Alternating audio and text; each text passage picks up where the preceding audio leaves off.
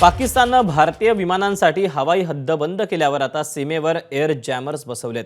भारतीय वायुदलाच्या आक्रमणाची पाकिस्तानला भीती वाटते। त्यातच काही वर्षांपूर्वीच्या बालाकोट एअर स्ट्राईकच्या आठवणीही पाकिस्तानच्या मनात ताज्या आहेत। त्यामुळे पाकिस्ताननं तातडीनं भारतीय सीमांवर एअर डिफेन्स सिस्टीम तैनात केली आहे। पाकिस्तानच्या ताफ्यात चीनी बनावटीची HQ-9 एअर डिफेन्स सिस्टीम आहे। भारतीय लढाऊ विमानांना सीमेवरून पाकिस्तानी हद्दीत प्रवेश करण्यापासून रोखण्यासाठी ही एअर डिफेन्स सिस्टीम तैनात करण्यात आली आहे।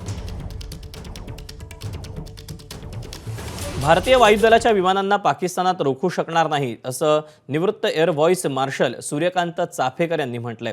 याआधी भारतीय वायुदलानं पाकिस्तानला दणका दिला, त्यावेळी देखील पाकिस्तान सावध होता, मात्र तेव्हाही त्यांना करता आलं नव्हतं असं चाफेकरांनी म्हटलंय। त्यांच्याशी संवाद साधला आमच्या प्रतिनिधींनी, पाहूया। आपल्यासोबत air vice marshal Suryakant Chaphekar sir आहेत। सर, पाकिस्ताननंतर आता भारताने सुद्धा आपली एअर स्पेस पाकिस्तानच्या विमानांसाठी बंद केली आहे। काय याचा अर्थ आहे आणि काय याचे परिणाम आहे संभाव्य? पाकिस्तान्यांना यात सुद्धा नुकसान होणार आहे हे मी तुम्हाला सांगू इच्छितो।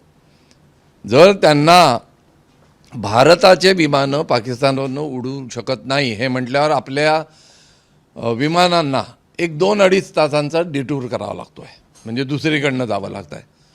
पण आपल्याला फायनान्शियली आपण स्ट्रॉंग असल्यामुळे आपल्याला त्याचा विशेष फरक पडणार नाही, पण पाकिस्तान्यांना जे आपण आता केलं आहे त्यांना याचा फायनान्शियली बराच फरक पडेल। कारण त्यांची विमानं जी पलीकडे जातील, मलेशिया, साऊथ ईस्ट एशिया पूर्णच, चायना, सगळीकडे त्यांना एक मोठा डिटूर करून जावं लागेल।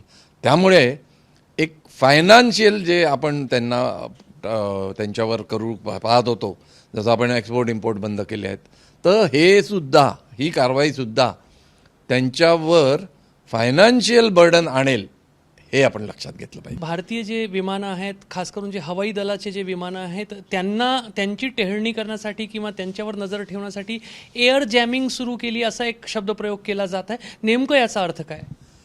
हे पहा, जेव्हा काहीही गडबड नसते तेव्हासुद्धा एअर डिफेन्स नावाची एक ब्रांच असते प्रत्येक देशामध्ये।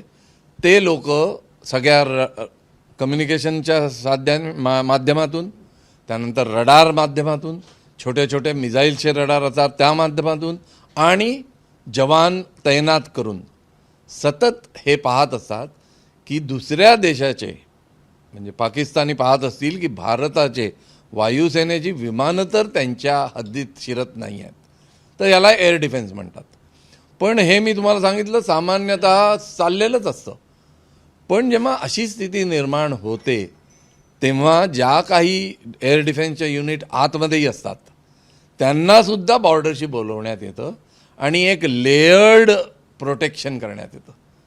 म्हणजे एकानंतर दुसरं, दुसऱ्यानंतर नाही पकडल्या गेला तर तिसरं, तिसरं नाही पकडल्या गेला तर चौथं, काही अंतरावर, काही अंतरावर, आणि ते माईल्समध्ये, म्हणजे मैलोन गणती असतं हे लक्षात घेतलं पाहिजे। तर अशा युनिट आणि अक्रॉस द बॉर्डर, म्हणजे आडव्या आणि खोलीत दोन्हीकडे एअर डिफेन्सचं तैनात करावं लागतं।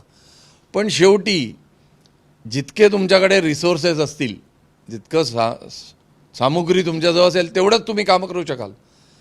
तर जी काही सामुग्री एअर डिफेन्सची त्यांच्याजवळ अवेलेबल आहे, जसं सेन्सर्स, रडार्स, माणसं, इंटेलिजन्सची लोकं, ही सगळी त्यांनी आता तैनात केली आहे, कारण त्यांना एक हवाई हमलासुद्धा अपेक्षित असणारच। ABP माझा, उघडा डोळे बघा नीट।